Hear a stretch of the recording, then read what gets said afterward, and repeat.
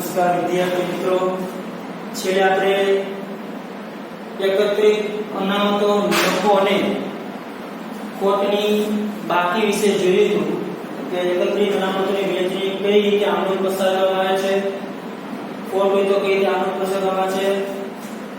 પાઠ્ય પુસ્તકમાં page number 188 ઉપર ઉદાહરણ નંબર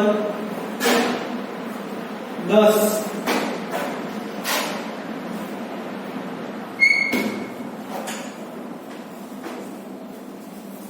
રામ અને રહીમ એક ભાગીદારી પેઢીના ભાગીદાર છે. તેમની વચ્ચે નફા નુકસાનનું પ્રમાણ 4:3 નું છે. તારીખ 31/3/17 ના રોજ પેઢીના ચોપડે નીચે પ્રમાણેની બાકી છે.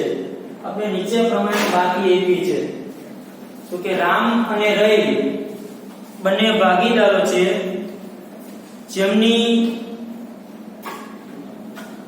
પેઢીના ચોપડે તો કે બાકી તો કે નફા નુકસાન ખાતું ઉધાર બાકી 14000, અનામત ભંડોળ 42000, કારીગર નફાભાગ ભંડોળ 21000, કારીગર અકસ્માત વળતર ભંડોળ 26000 રૂપિયા. અને નીચેની માહિતી કે ભાઈ ઉપરોક્ત તારીખે રામ અને રહીમે તેમના વચ્ચે નફા નુકસાન ફાળવણીનું 9 પ્રમાણ 1:1 નક્કી કર્યું. તો કે 9 પ્રમાણ કેટલું નક્કી કર્યું તો કે 1:1. જૂનું પ્રમાણ તો રામ અને રહીમનું 4:3. 9 પ્રમાણ નક્કી કર્યું 1:1. કારીગર અકસ્માત વળતર ભંડોળની સામે કારીગરને 5000 નો દાવો ચૂકવવાનો બાકી છે. ખાસ આનો એક પોઈન્ટ આવશે કે આપણે જે આવશે તે જોશું. ભાગીદારી પેઢીના ચોપડે એકત્રિત થયેલ નફા કે ખોટની વહેંચણી દર્શાવતી આમનોંધ પસાર કરો. આપણે કીધું કે ભાગીદારી પેઢીના ચોપડે તો કે એકત્રિત નફો એટલે કે અનામત, એકત્રિત નફો કે ખોટ એ દર્શાવતી આપણે આમનોંધ પસાર કરે છે. આ દાખલો 3 માર્ક ની અંદર આપણે પૂછાય છે. ચેપ્ટર નંબર 4 બોર્ડ ની અંદર વિભાગ સી માં જેમ ક્રિયા અને લાભનો દાખલો છે, આ દાખલો પણ પૂછાઈ શકે છે. અહીંયા તમે 4 બાકી આપી છે એટલે કે નફો અને ખોટની આપણે જોવું પડશે કેવી બાકી છે. ઉધાર, જમા, જે આપણે આગળ કોષ્ટક જે જોયું હતું એ કોષ્ટકમાં આપણે જોવું પડશે, તમારે પાકું કરવું પડશે જોવાનું કે કેવી બાકી છે. હવે રામ અને રહીમ જે ભાગીદાર છે એમની વચ્ચેનું જૂનું પ્રમાણ એવું છે તમને 4:3 અને કીધું ભાઈ ઉપરોક્ત તારીખે પુનઃગઠન કરી 9 પ્રમાણ નક્કી કર્યું 1:1. તો કે 4:7 1:2. પણ આપણે કોઈ પણ નફો કે ખોટની વહેંચણી દર્શાવતી આમનોંધ પસાર કરશું એ કયા પ્રમાણમાં કરે તો કે જૂના પ્રમાણમાં આપણે આમનોંધ પસાર કરવાની થશે. 9 પ્રમાણ કે આપણે ધ્યાનમાં લેવાનું થતું નથી. 9 પ્રમાણ આપેલું હશે પણ આપણે એને ધ્યાનમાં લેવાનું નથી. માત્ર કયા પ્રમાણની કરવાની તો કે આમનોંધ એકત્રિત નફા કે ખોટની વહેંચણી દર્શાવતી આમનોંધ આપણે જૂના પ્રમાણમાં જ કરવાની રહેશે. તો આપણે એક જ પ્રમાણ જોઈએ તો આપણે જૂનું પ્રમાણ કેટલું છે 4:3 એટલે 4/7 અને 3/7. આ એનું જૂનું પ્રમાણ આપણે આપેલું છે 4:3. હવે આપણે જે કે બાકી આપી છે એ બાકીની ક્રમશઃ એક પછી એક આપણે આમનોંધ કરશું અને આ જે આમનોંધ છે વહેંચણી આપણે કયા પ્રમાણ કરશું તો કે 4:3 ના પ્રમાણમાં આપણે વહેંચણી કરવાની છે. તો કે સૌપ્રથમ પહેલી બાકી આપી છે નફા નુકસાન ખાતું ઉધાર બાકી 14000 રૂપિયા. આપણે આગળ જોયું કે નફા નુકસાન ખાતાની તમને ફરજિયાત બાકી આપવી પડે. જમા બાકી છે કે ઉધાર બાકી તમને સ્પષ્ટ દર્શાવવું પડે. અહીંયા તમને નફા નુકસાન ખાતું કેવી બાકી આપી તો કે ઉધાર બાકી એટલે એકત્રિત ખોટ દર્શાવે છે. અને નફા નુકસાન ખાતામાં ફરજિયાત તમને કાઉન્સમાં બાકી દર્શાવેલી હોવી જોઈએ. જમા બાકી છે કે ઉધાર બાકી. તો નફા નુકસાન ખાતાની કઈ બાકી છે ઉધાર બાકી. જે તમે આમનોંધ પસાર કરવાની કે તો કે રામ અને રહીમના પેઢીના ચોપડા આમનોંધ આમનો નમૂનો દોનો તારીખ વિગત છાપા ઉધાર રૂપિયા અને જમા રૂપિયા જે આપણે ધોરણ 11 માં નમૂનો હવે કારણ કે તારીખ નથી એટલે એની જગ્યાએ ક્રમ તારીખ ચાલો આપણે ક્રમ નંબર આપશું 1 પહેલી એકલી છે બાકી નફા નુકસાન ખાતાની કઈ બાકી છે ઉધાર બાકી છે આગળ બધી પર નફા નુકસાન ખાતાની ઉધાર બાકી તો નફા નુકસાન ખાતે શું કરવાનું થશે જમા તો કે ઉધાર કેના ખાતે બંને ભાગ કરે તો કે રામના મૂડી ખાતે ઉધાર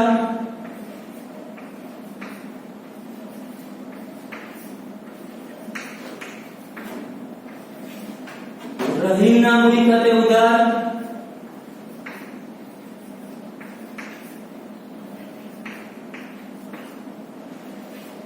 અને તે નફા નુકસાન ખાતાની ઉધાર બાકી છે અને નફા નુકસાન ખાતે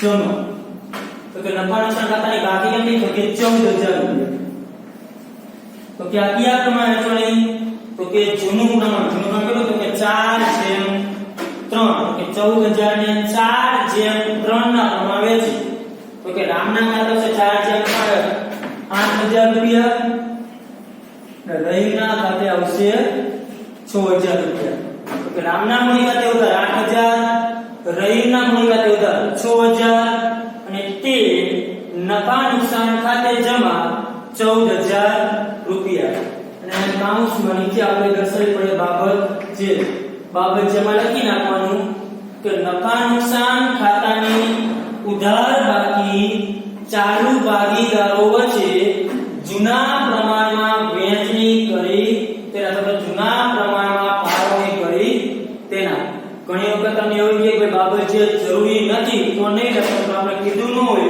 તો આપણે બાબત જે લખવી ત્યારે આના માર્ક કાપી શકે તો કે બાબત જે મને લખવાનું છે નફા નુકસાન ખાતાની ઉધાર બાકી ભાગીદારો વચ્ચે જૂના પ્રમાણમાં વહેંચણી કરી તેના પછી આપણે આમનના નિયમ મુજબ જ નીચે કરવાની અંડરલાઈન અને બાબત જે ખાસ લખી નાખવાની નફા નુકસાન ખાતાની ઉધાર બાકી ભાગીદારો વચ્ચે જૂના પ્રમાણમાં વહેંચણી કરી તેના ત્યાર પછી નંબર 2 શું આપ્યું છે આપણે તો કે અનામત ભંડોળ કેટલું આપ્યું છે 42000 રૂપિયા તો અનામત ભંડોળની બાકી કેવી હોય આપણે જે કોષ્ટક તો અનામત ભંડોળની બાકી હોય જમા બાકી હોય તો કે અનામત ભંડોળની બાકી કેવી હોય જમા તો જમા બાકી આપણે અનામત ભંડોળ ખાતે શું કરશું તો કે ઉધાર તો કે લખો અનામત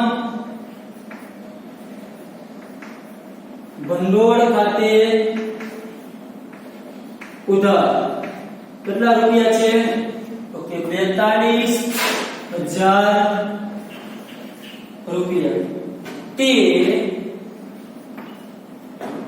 રામના મૂડી ખાતે તો કેના ખાતે ઉધાર તો જમા કેના ખાતે તો કે બંને ભાગીદાર તો કે તે રામના મૂડી ખાતે અને તે રહીમના મૂડી ખાતે તો કે 42000 રૂપિયાને 4/3 ના પ્રમાણમાં તે વહેંચણી કરવાની છે તો કે 42000 ગુણ્યા 4/7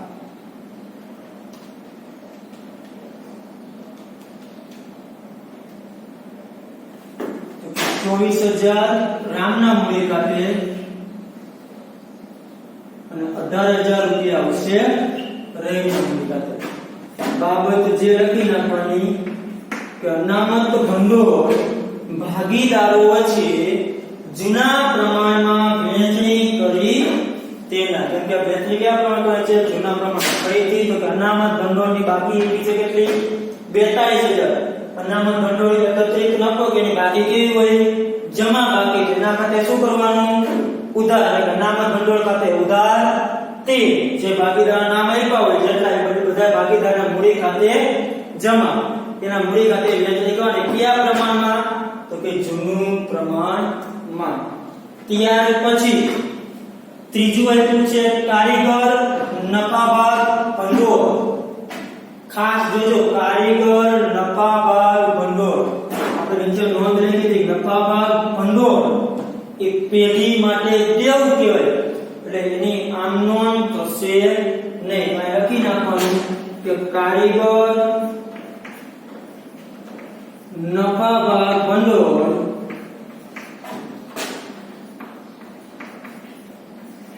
એ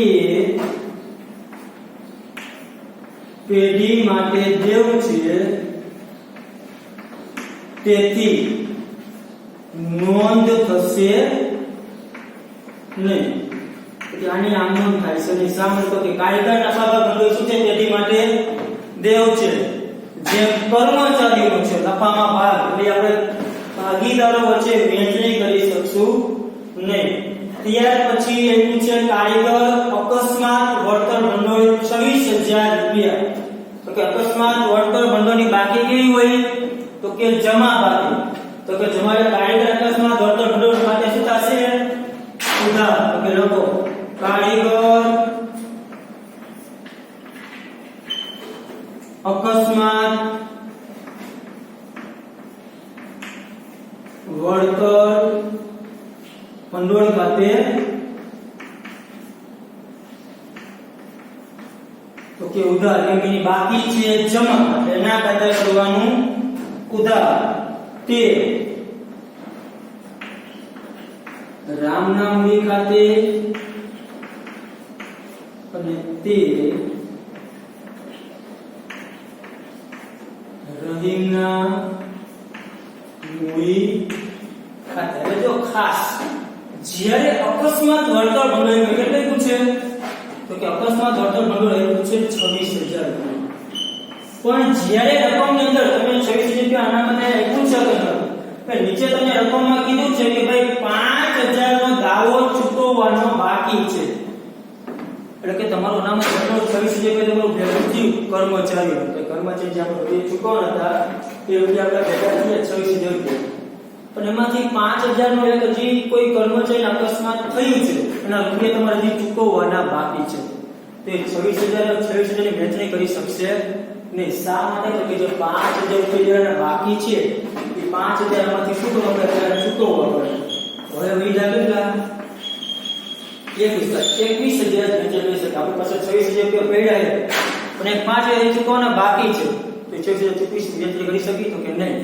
તો કે જે બાકી છે આપણે બાકી અલગ રાખવું છે. 5,000 દેવાના છે એ દઈ દે. મને કેટલા છે? તો કે 21,000 રૂપિયાની જ વહેંચણી કરવામાં આવે છે. એટલે ખાસ યાદ રાખજો કે જ્યારે અકસ્માત વળતર ભંડોળ આપ્યું હોય તે જો નીચે તમને એવું કીધું કે અકસ્માત કારીગરનો દાવો ચૂકવવાનો બાકી છે 5,000 કે 10,000 તે ચૂકવવાનો જે બાકી છે તે અનામતમાંથી એટલું બાદ કે વધતી રકમ જ વહેંચણી કરવાની. આ દરેક દાખલામાં આવશે. જે અકસ્માત વળતર ભંડોળ આપેલો છે ત્યારે મોસ્ટ ઓફ નીચે આવીને દાવાની માહિતી આપે છે. ખાસ તમારે રકમમાંથી શું કરવાનું થશે?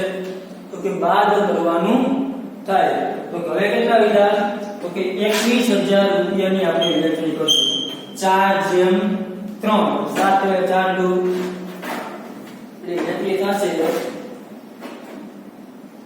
3 ચોકા 12,000 અને 9,000.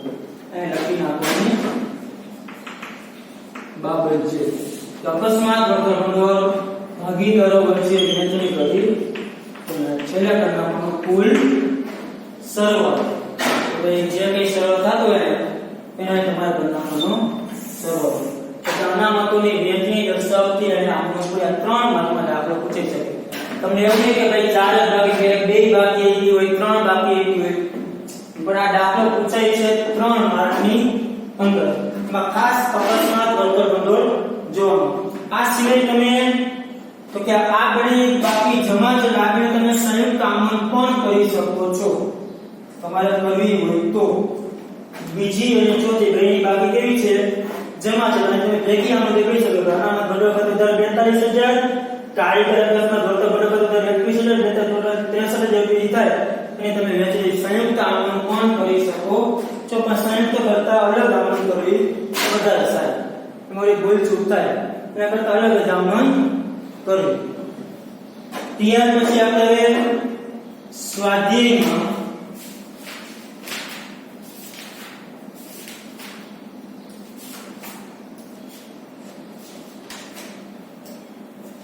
દાખલા નંબર 12 આપ્યો છે તે આપણે જોઈએ.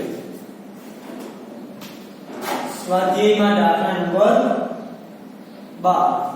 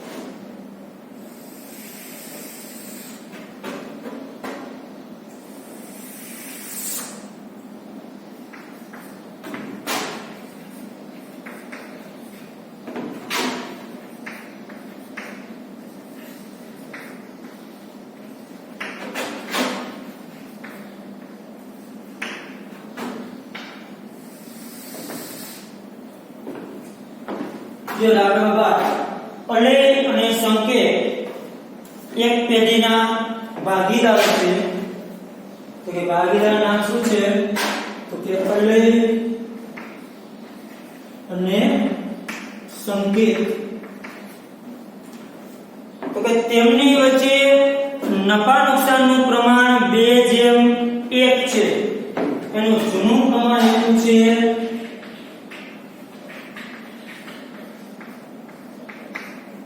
2:1. તો એમની વચ્ચે નફા નુકસાન વેચણીનું જૂનું પ્રમાણ છે 2:1. 31/3/17 ના નીચે પ્રમાણે બાકી એટલે નફા નુકસાન ખાતું ઉધાર બાકી 18,000, અનામત ભંડોળ 27,000, કારીગર નફા ભંડોળ 33,000 અને અકસ્માત વળતર ભંડોળ છે 21,000 રૂપિયા. તો કે ઉપરોક્ત તારીખે અલેખ અને સંકેતે તેમના વચ્ચે નફા નુકસાન ફાળવણીનું નવું પ્રમાણ અને નવું પ્રમાણ એટલું છે તો કે 1:1 નક્કી કર્યું. તો નવું પ્રમાણ નક્કી કર્યું કે 1:1 અને કારીગર અકસ્માત વળતર ભંડોળ કારીગરને 6,000 દાવો ચૂકવવાનો બાકી હતો. કારીગરનો એક દાવો 6,000 રૂપિયા છે એ ચૂકવવાનો બાકી છે. તો પેઢીના ચોપડે એકત્રિત નફો અને ખોટની વહેંચણી દર્શાવતી આમનોંધ પસાર કરો. તો કે આપણે 4 બાકી છે એના ઉપરથી તમારા પેઢીના ચોપડે તો કે દાખલા નંબર 12 છે સ્વાધ્યાયમાં તો કે દાખલા નંબર 12 તો કે અનામતો અને જેને કે નફા અને અનામતોની અને ખોટની વહેંચણી દર્શાવતી તમારે આમનોંધ પસાર કરી છે. તમને 4 બાકી અલેખ અને સંકેત જૂનું પ્રમાણ છે 2:1, નવું પ્રમાણ છે 1:1. આપણે નવા પ્રમાણની કાંઈ જરૂરિયાત છે ને આપણે માત્ર કયું પ્રમાણ જોશે જૂનું પ્રમાણ. તો આગળ આપણે જે પહેલું છે નફા નુકસાન ખાતું ઉધાર બાકી. તો કે આનું શું થાય ઉધાર બાકી નફા નુકસાન ખાતે થશે જમા. તો કે ઉધાર કેના ખાતે તો કે અલેખ અને સંકેતના મૂડી ખાતે. તો કે અલેખના મૂડી ખાતે ઉધાર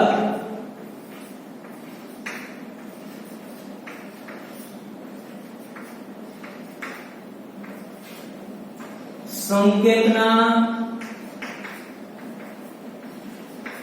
મૂડી ખાતે ઉધાર તે નફા નુકસાન ખાતાની ઉધાર બાકી છે એટલે તે નફા નુકસાન ખાતે જમા કેટલા રૂપિયા આપ્યા છે તો કે 18,000 રૂપિયા 18,000 ને કયા પ્રમાણે શું તો કે 2:1 તો 2:1 ના પ્રમાણમાં વેચતા પદાર્થના તો કે 12,000 રૂપિયા ને 6,000 રૂપિયા બાબત જે નફા નુકસાનની ખાતાની ઉધાર બાકી ભાગીદારો વચ્ચે જૂના પ્રમાણમાં વહેંચણી કરી તેના ચાલો ત્યાર પછી બીજી કે અનામત ભંડોળ કેટલો આપ્યું છે 27,000 રૂપિયા અનામત ભંડોળને કેવી બાકી હોય તો કે જમા બાકી તો અનામત ભંડોળ જમા અનામત ભંડોળ ખાતે શું કરશું ઉધાર વિરુદ્ધ જમા બાકી અનામત ભંડોળ ખાતે ઉધાર તો અનામત ભંડોળ ખાતે ઉધાર કેટલા રૂપિયા છે તો કે 27,000 રૂપિયા તો જમાના ખાતે તો કે 13 અલયના મૂડી ખાતે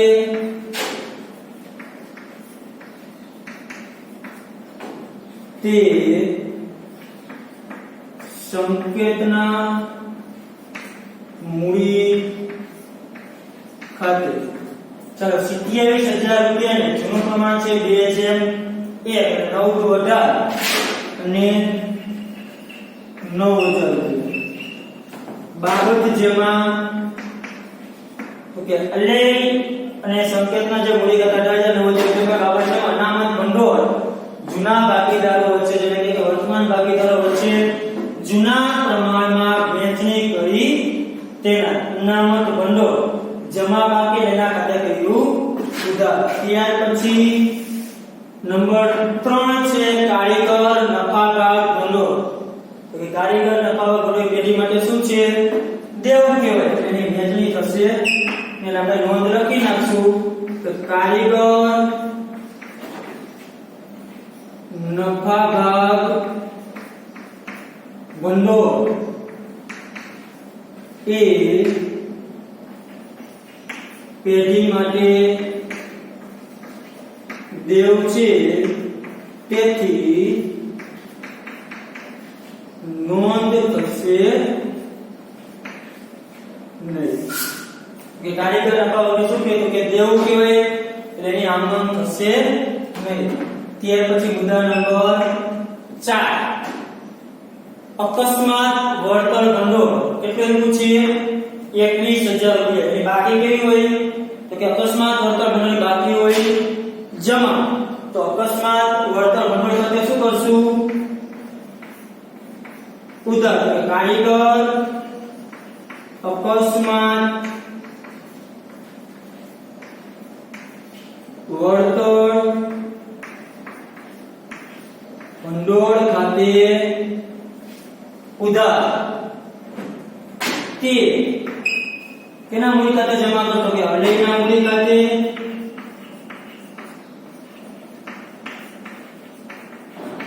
અને તે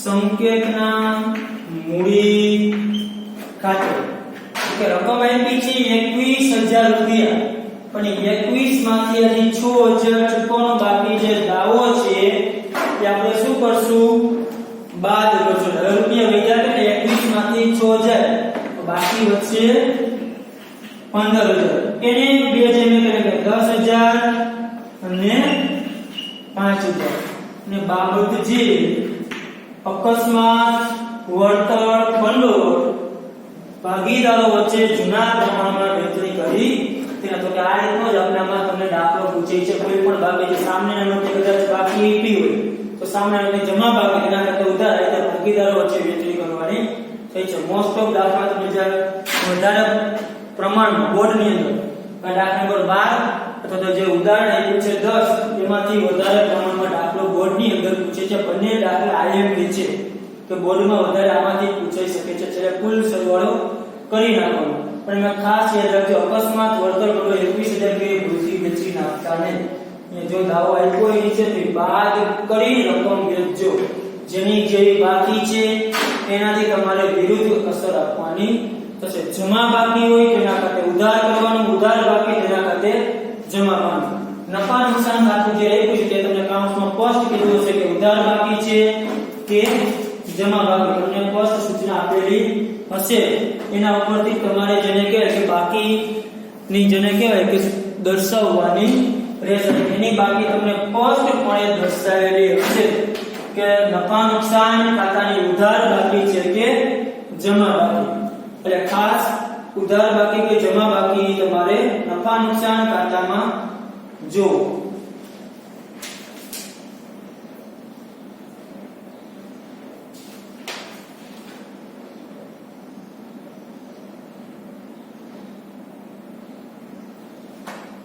કે આ પ્રકારની બોર્ડની અંદર આમનું 3 માર્કમાં પૂછવામાં છે. આ સિવાય આ આપણે ચેપ્ટર નંબર આગળ 5 અને 6 માં પણ આની માહિતી આપણે ઉપયોગી થશે. એ પણ ખાસ આપણે જોવાનું છે કે આગળ પણ આ જે છે એની માહિતી પણ ઉપયોગમાં થઈ શકે છે. તમને આગળ પણ આ દાખલાની જે વહેંચણી છે એ પ્રવેશ અને નિવૃત્તિના ચેપ્ટરમાં અને વહેંચણીની આમનું પણ તમને ઉપયોગી બનશે. એ પણ આપણે જોવાનું રહેશે.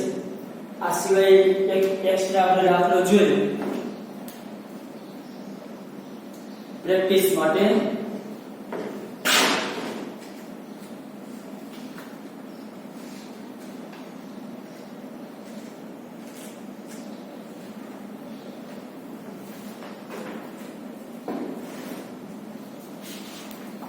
તો કે ભૂમિ અને શિવાંગીનું પેઢીનું પુનર્ગઠન થાય છે.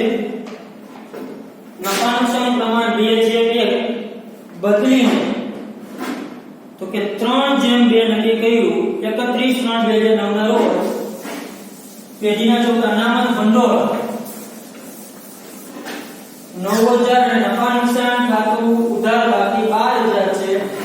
એકત્રિત થયેલ નફા અને ખોટની વહેંચણી દર્શાવતી આમનોંધ પસાર કરો. તો કે આમનોંધ પસાર કરતી નફા અને ખોટની.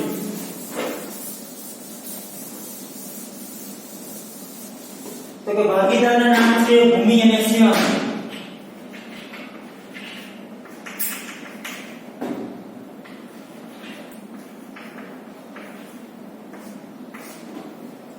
એનું જૂનું પ્રમાણ છે 2:1 બદલી નવું પ્રમાણ કેટલું નક્કી કર્યું તો કે 3:2. આના આપણે તમને બાકી પૂછે કે અનામત ભંડોળની બાકી લીધી છે.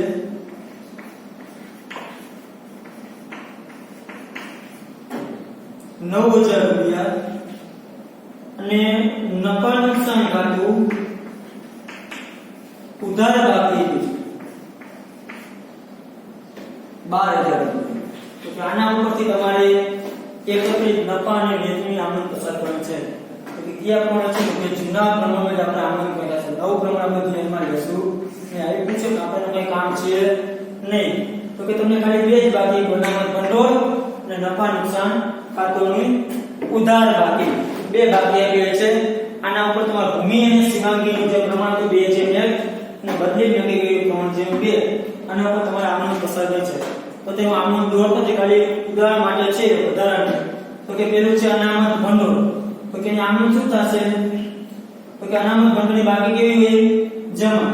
તો અનામત ભંડોળ ખાતે શું થશે તો કે ઉધાર. કેટલા રૂપિયા છે તો કે 9000.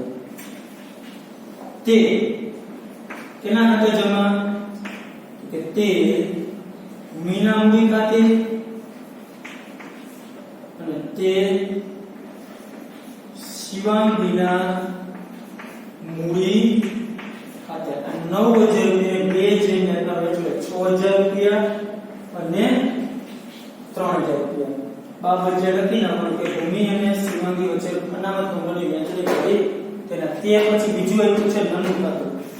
નાનું ખાતા બે બાકી છે ઉધાર આપી છે.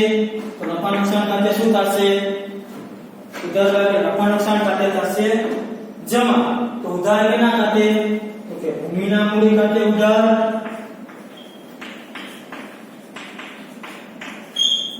અને શિવાંગીના મૂડી ખાતે ઉધાર,